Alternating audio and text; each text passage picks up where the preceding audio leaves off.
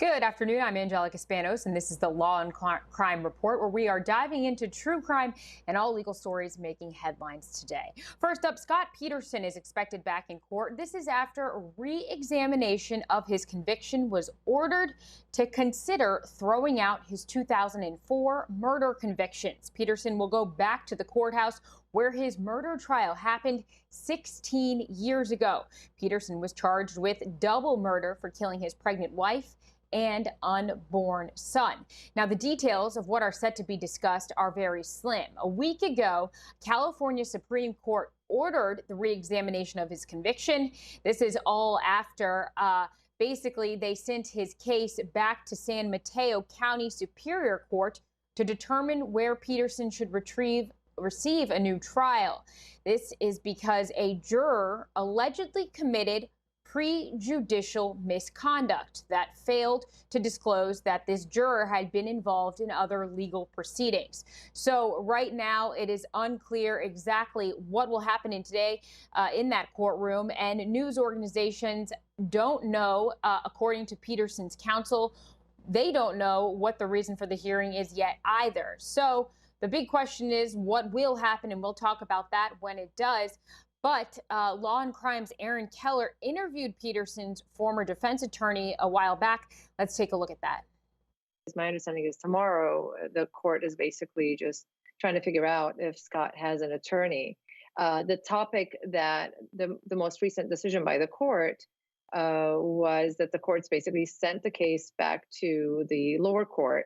At this point, it's in Stanislaus County, to decide whether to grant Scott a new trial based on what had happened, the prejudicial conduct by one of the jurors. Do you think it's even remotely possible that the state will roll over and not go for the death penalty again if there is a second trial, or even to deal with the appeals issue here of the punishment?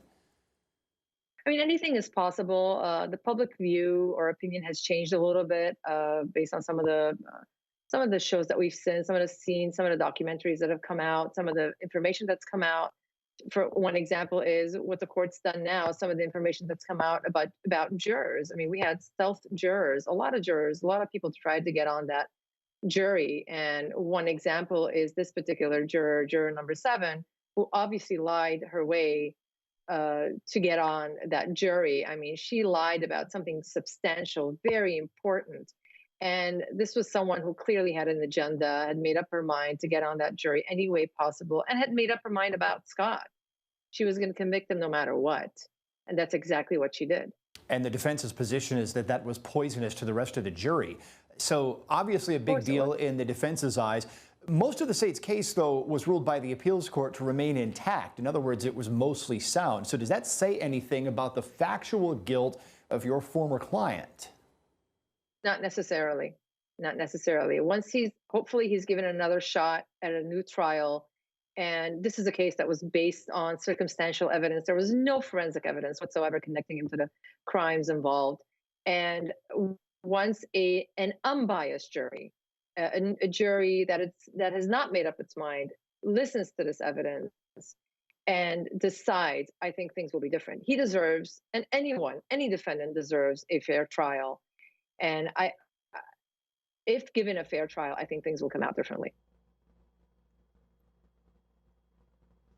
All right, so let's chat about these new developments. Joining us today to break it all down, we have trial attorney Bernarda Villalona and Leslie Ricard Chambers, former prosecutor. Thank you both for joining us today. Bernarda, coming out to you first, let's talk about this prejudicial jury misconduct.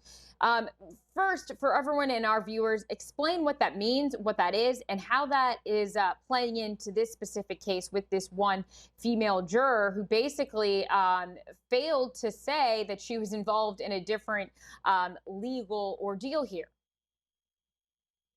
So this is a huge issue, Angelica, for so many reasons. Obviously, since this misconduct took place before, it has a daunting effect for the entire trial, the verdict, as well as the death penalty stage. So what this juror did is that during jury selection, supposedly she failed to admit that she was involved in several legal proceedings or had contact with several legal proceedings. This is a problem. because had she admitted that during jury selection, she probably would not have been selected to be a juror in this case. That's the first problem. Second problem is that also she purposely lied about it. So that goes to show you that this woman, this potential juror, had some kind of bias, some kind of motive in trying to get to this jury. And the defendant is entitled to a fair and impartial jury. And with the conduct from this juror, it seems that Mr. Peterson did not get a fair trial, which he is entitled to under the Constitution. All right, and we know that the death penalty was overturned here, but the conviction of guilt is still in place and remains in place. Leslie, do you think that this juror's failure to disclose this is worth a whole new trial? Well, it could be. And, this is why the voir dire process is so important.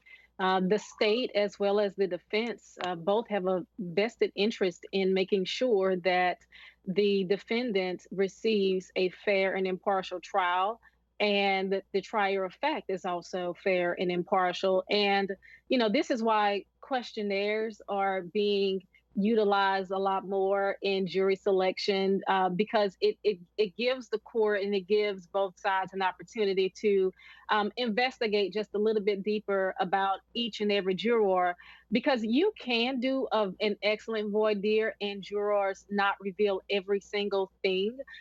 You ask those questions.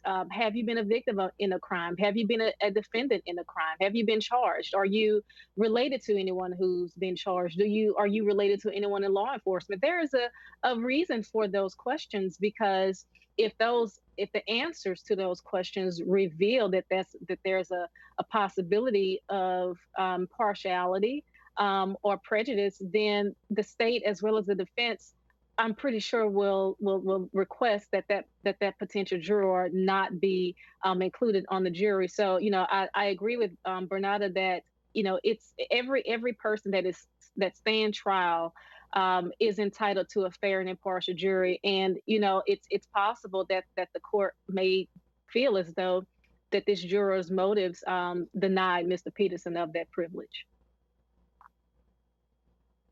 All right, Leslie, Bernarda, thank you both. Now, Peterson talked to police on Christmas Day when this happened. We're going to play parts of his interview. This is from December 25th in 2002. Let's take a look. Pretty much got all I'm going to do. Let's just go over what we already talked about so I can make some notes.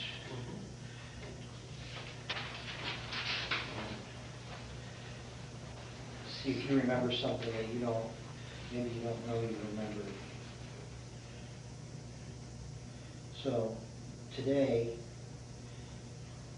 just tell me about the morning. Okay.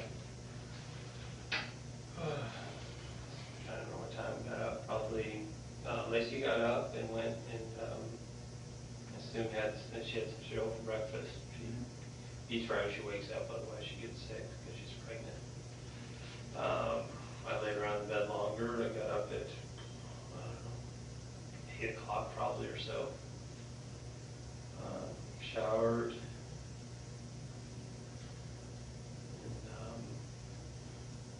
We were watching her favorite show, Martha Stewart. Watched a little bit of that.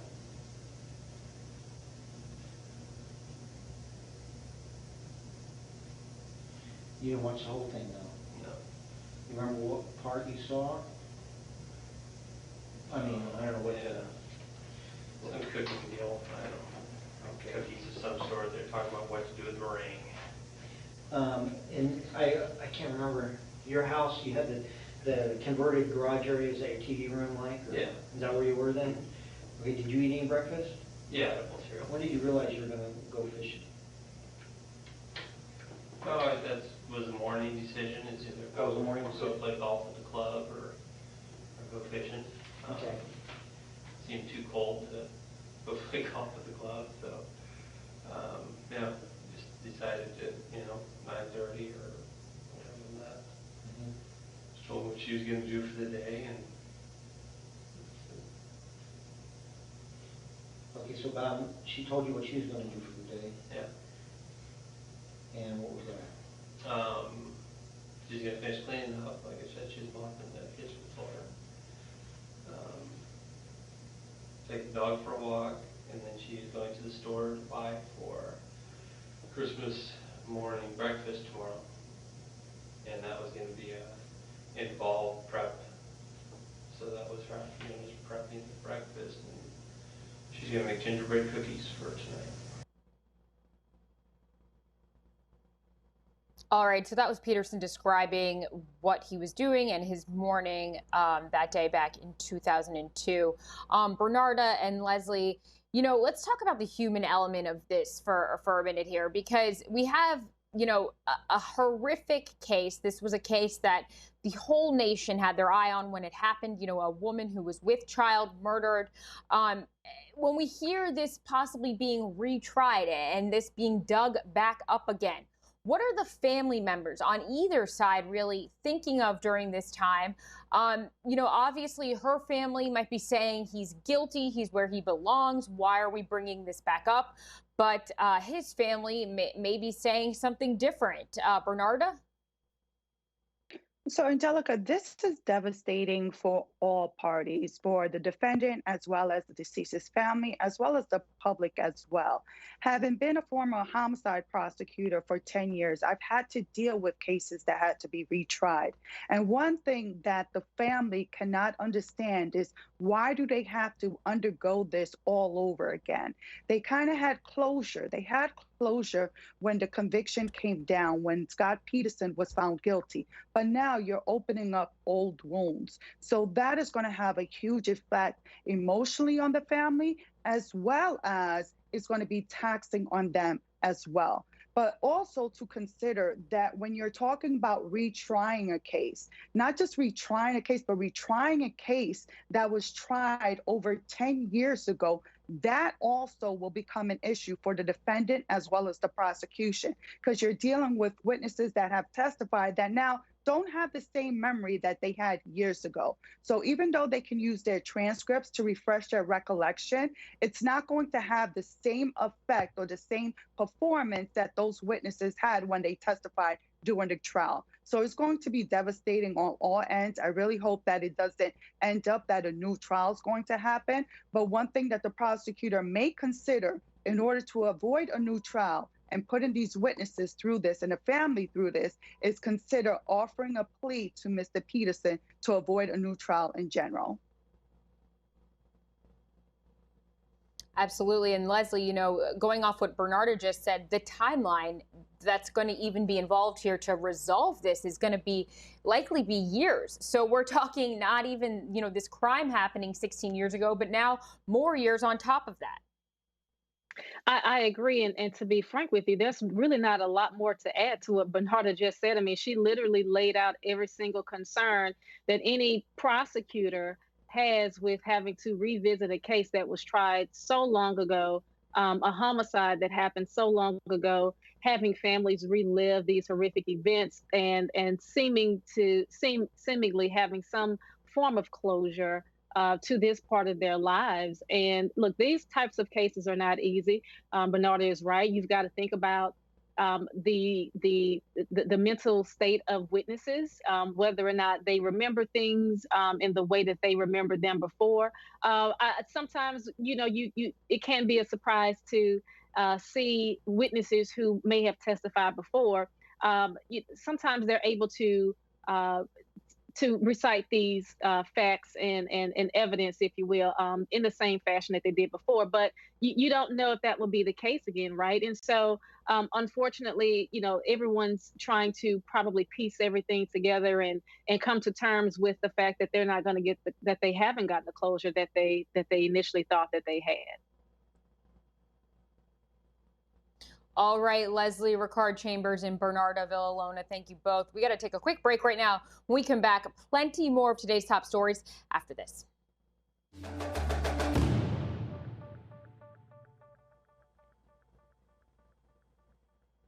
And welcome back to the Law and Crime Report. Now we're talking about the hundreds of pages that were just released for the first time from Jeffrey Epstein's former girlfriend, Ghislaine Maxwell's unsealed deposition. Now, Maxwell is an alleged sex trafficking accomplice to Epstein. The document was released after Maxwell lost an appeal to keep it from the public.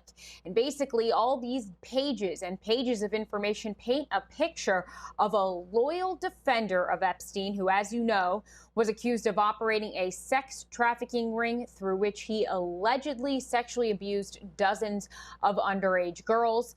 A big part of this deposition that Maxwell's legal team fought to keep sealed is all connected to this 2015 defamation case brought forward by Virginia Roberts Guffier, who claimed that Epstein had sexually abused her while she was a minor and that Ghislaine Maxwell helped in that abuse. Now, the civil case was settled in 2017, but in this deposition, Maxwell basically denies countless times knowing if Epstein even had a scheme to recruit girls for sex. She claimed that she never observed any of these actions. She claimed she had nothing to do with it. She said she didn't recall many of these moments that were captured and recorded, and also recorded in history sense by many of these accusers.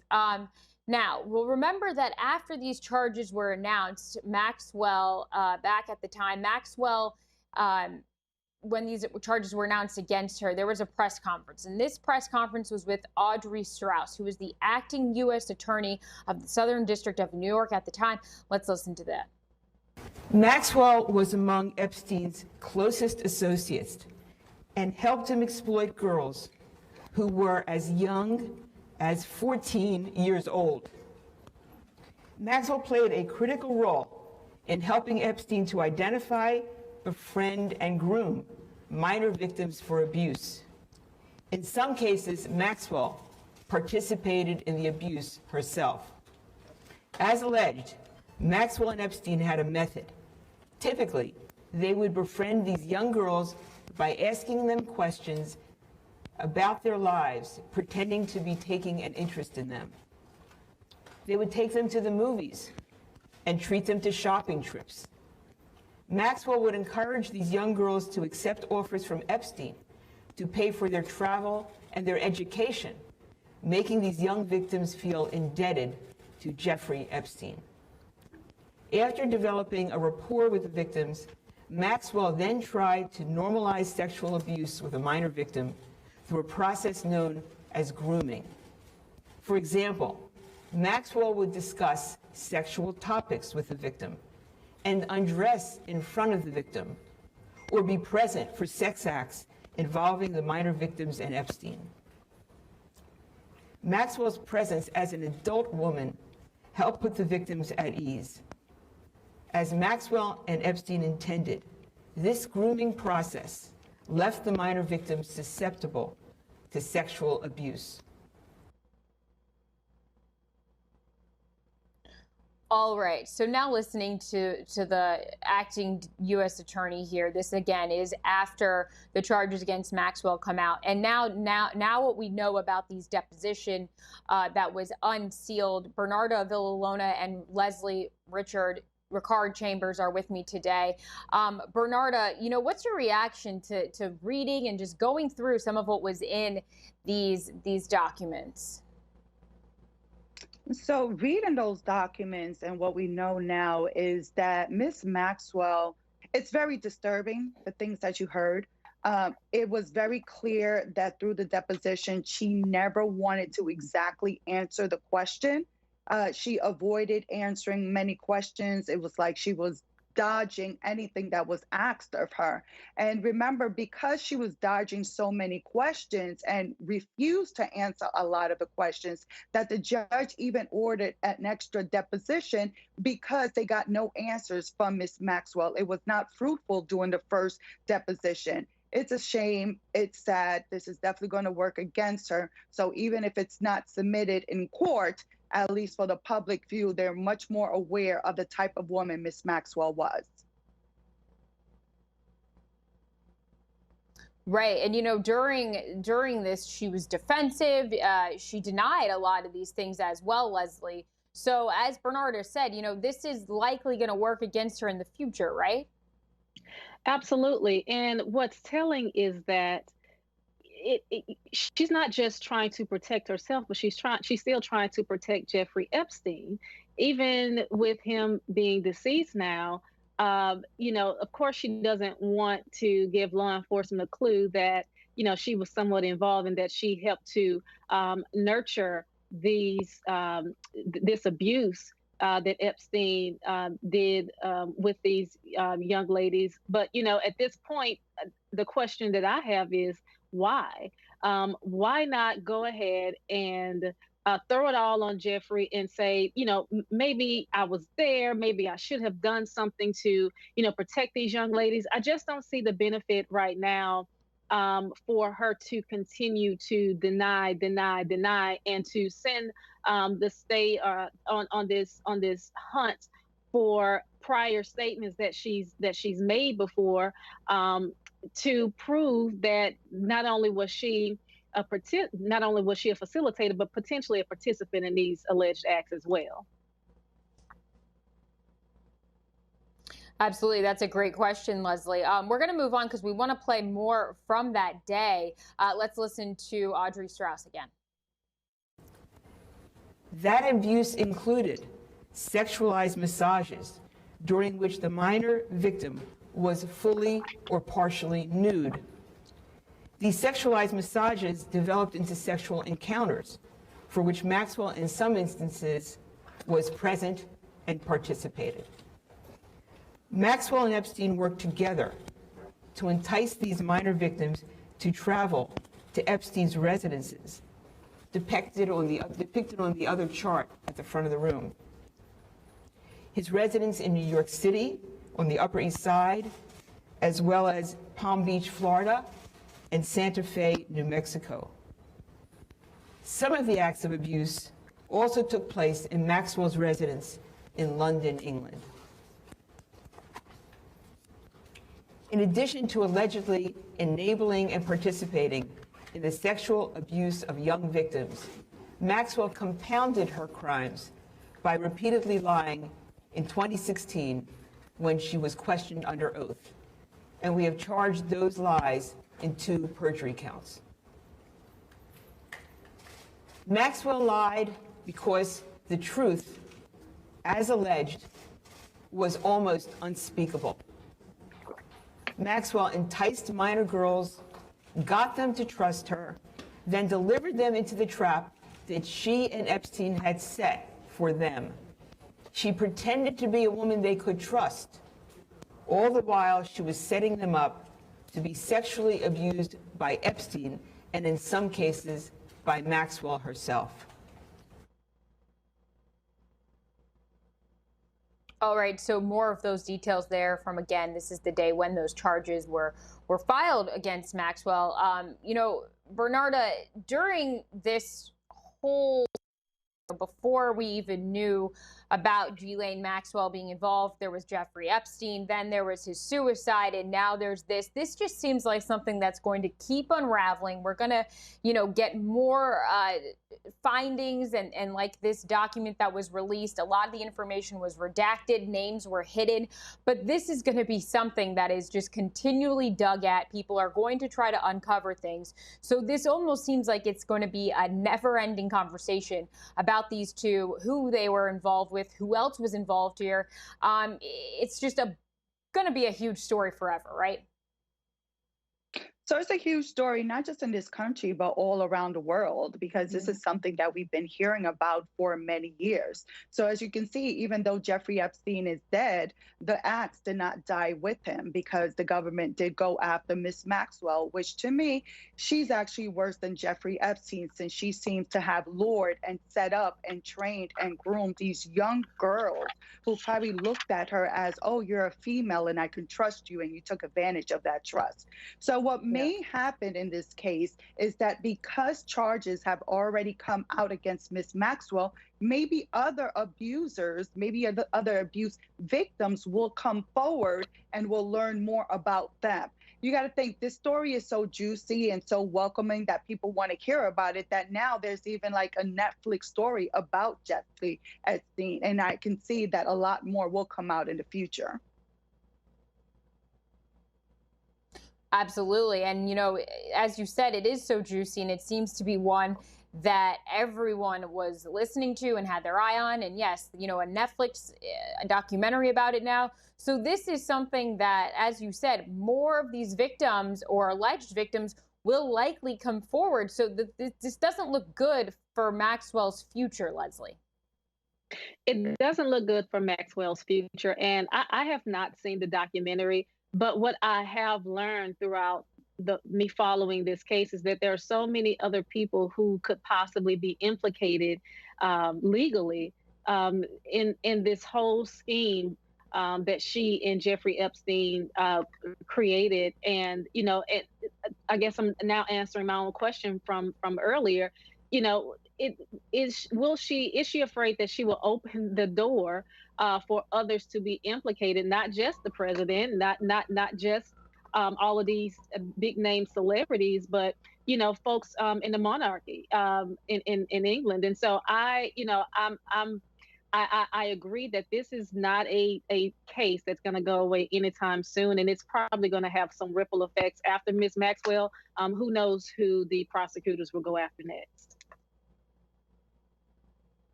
Absolutely, and we know that some of the names that were redacted in that, some of journalists are trying to dig those out and get those released. So there's definitely going to be more developments with this story, and we will definitely be keeping and following those here on Law and Crime. We're going to take a quick break right now. Leslie Villalona, or Bernarda Villalona, thank you so much.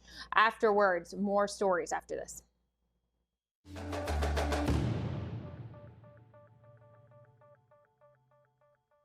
Go to the bank, get a stack at least. This shit here better than selling peas. I made some rap that I couldn't believe. 10 cars, that 200 bond. I got a shot at the Donald Trump. I just might swipe me a loan song. I'm in New York having money fun. I done got rich off of EDD. I ain't hit no more liquors than EDD. And just last night I was selling P. And I just woke up to 300 G. Go 60K off of SBA. It's time to ball like the NBA. 10 cars, I'm swimming 10K a day. Counting the bills at the CPA. All right, I don't know if you know that song, but this is quite the story here. Nuke Bizzle, a rapper who sang about getting rich from unemployment claims, was arrested for just that. He bragged in that rap song about unemployment fraud, and it turns out that he was arrested on federal charges that he ripped off more than $1.2 million in pandemic unemployment assistance. He's expected in an LA court for his arraignment. Now, with us today, Bernarda Villalona and Leslie Ricard Chambers to break this all down. Ladies, let's talk about this. This is unbelievable, actually, when you really think about it, that he was talking about the very crime that he's accused of. Bernarda? Well, actually, it has become quite common, unfortunately, because here in New York, in the Eastern District, there have been trials of those that were rapping about committed murders and about shootings and having guns. And all of those videos have now become crucial pieces of evidence. And that video from this rapper, Nuki, is going to be used against him at trial. Those are all self-admissions that are going to be used against him. Of course, the defense is going to argue that those videos shouldn't be allowed in, that it's a form of art expression. But that's a battle I think the defense is going to lose. And this is relatively a newer thing we're seeing here, because now that everything's on social media or everything's documented in one way or another, now we have this music video, which, of course, as you said, they're going to want to use against him. So, Leslie, with this becoming more common, as Bernarda said, what do you do here if you're the defense? Well, let me just say that this is the most stupid thing I have ever seen. I apologize for using the S word, as my 7-year-old would say, but I mean, it truly is. And I think that it's no secret that the DOJ has made it its recent business to go after people who took advantage of the pandemic and the CARES Act money to help support families and businesses who were legitimately suffering during the COVID-19 pandemic. And, I agree. And I have seen firsthand where the lyrics of rappers have been introduced into evidence to support theories of crimes, particularly homicides. Here in Louisiana, we had a big name rapper, Lil Boosie, who was tried for several homicides and was acquitted. The jury felt as though that the state did not or could not use the lyrics from his song to justify or to prove rather that he committed all these crimes. And so maybe New York is different, and maybe your jurors there are just a little bit more savvy. But down here in the South, it's people are finding it really hard to convict someone based on lyrics because, as you said, it's a form of artistic expression. But the question becomes whether or not the state will be able to prove that these lyrics were definitely a direct and true representation of what actually happened. And if they've got other evidence to support that, then I don't see why they would be unsuccessful in proving this crime or these crimes. Right, and going off that, in this case, this was pretty intricate. He used a series of stolen identities, basically, to get these government loans or whatever. So, this was not just like a pretty lowbrow scam. Basically, he had taken 8 debit cards in 7 different names or so without the owner's consent and was able to file to get this money. So I think based off what Leslie said, the video aside, the evidence might be there, Bernarda. Yeah, definitely. And as I'm watching the video for a second time, because of course I've never heard of this rapper, I see in the video that he's actually showing envelopes that contain the paperwork and actually debit cards in them. And those, look at that. That's the official document right there. And he's actually showing it to us, to the public on video. Like, that's the crime right there. You have it in your hands. That's the physical evidence that you will be looking for to put forward in front of a jury. And here it is, plain view. The video speaks for itself. And Bernarda and Angelica, I don't know. And Bernarda, I don't know if during your time as a prosecutor, if you ever prosecuted these drug dealers who got on Facebook or Instagram and posted their money along with their drugs or what have you. This is almost better than that. I didn't even notice that government-related envelope. That is a very good observation. Yes, indeed. All right, we'll keep our eye on that story and see what happens to Nuki Bizzle there. Let's move on. We want to switch gears here. Let's go over to Illinois, where the mayor of Waukegan, Illinois, is making an emotional plea for residents to stay calm. This is after police opened fire on a car with an unarmed black couple inside. One of them was killed. Now, the police there say that the shooting killed the 19-year-old man.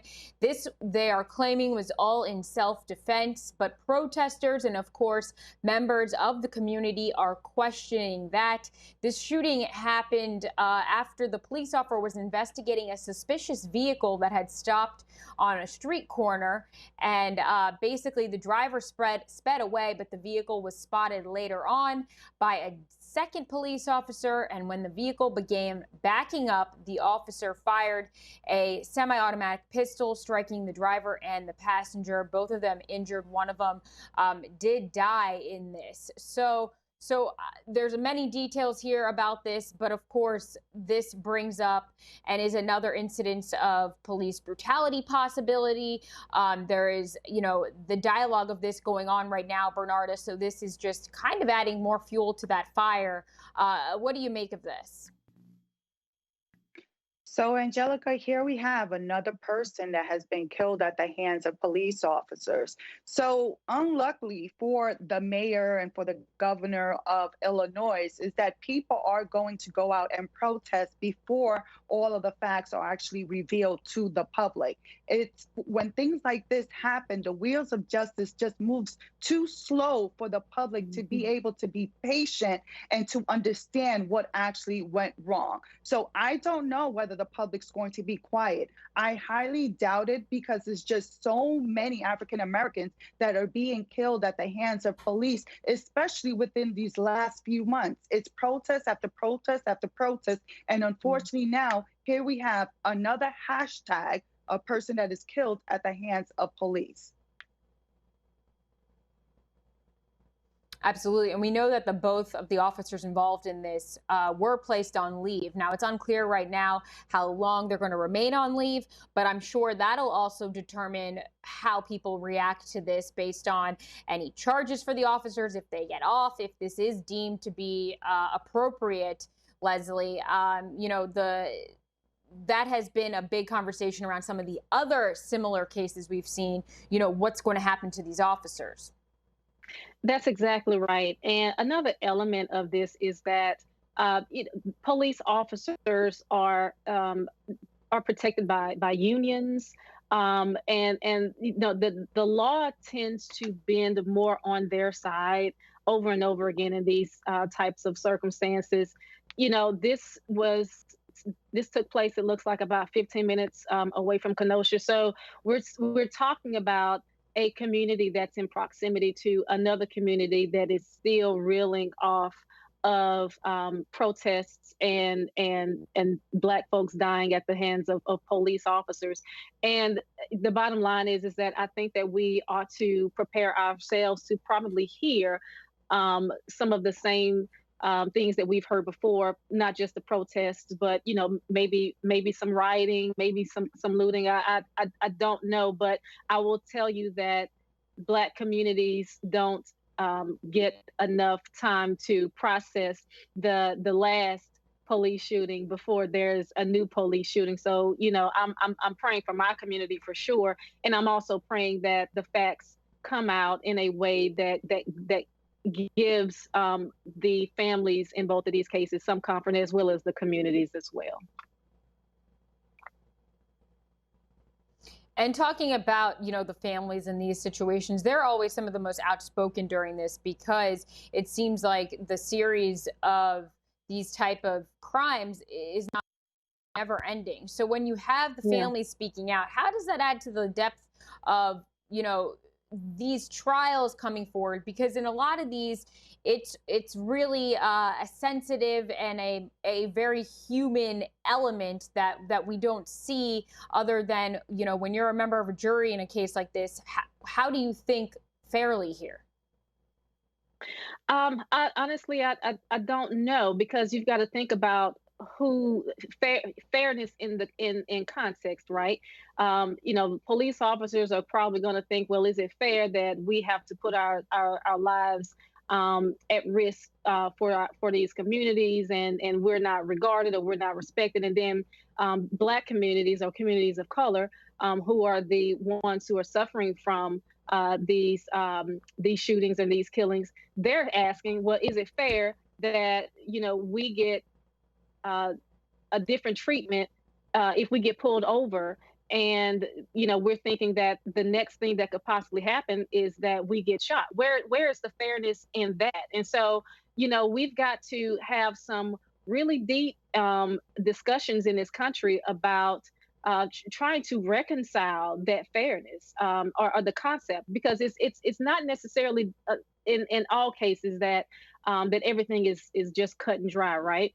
But I think that it would better serve our nation, to be quite frank with you, if we have enough people who are sitting at enough tables to discuss what needs to happen in order for these types of situations to not just come to a reduction, but to a complete stop.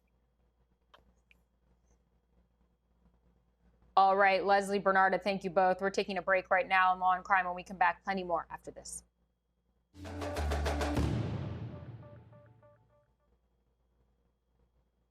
And welcome back to the Law and Crime Report. The San Francisco Board of Supervisors approved legislation banning false, racially biased calls to 911. And this is likely going to set a big precedent for other areas, states, and municipalities. This is dubbed the CAREN Act, or Caution Against Racial and Exploitative Non-Emergencies Act. Now, this is meant to make sure that people don't continue to weaponize emergency calls to law enforcement.